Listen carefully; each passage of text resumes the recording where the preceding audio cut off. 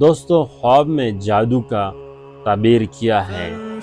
حضرت امام ابن سیرین رحمہ اللہ نے فرمایا کہ خواب میں جادو کرنا باطل کام ہے۔ اگر کسی نے دیکھا کہ وہ خواب میں جادو کرتا ہے تو دلیل ہے کہ وہ بیہودہ اور باطل کام کرے گا۔ بعض اہل تعبیر بیان کرتا ہے کہ خواب میں جس کے لیے جادو کیا جائے گا اس کے لیے فتنہ ہے۔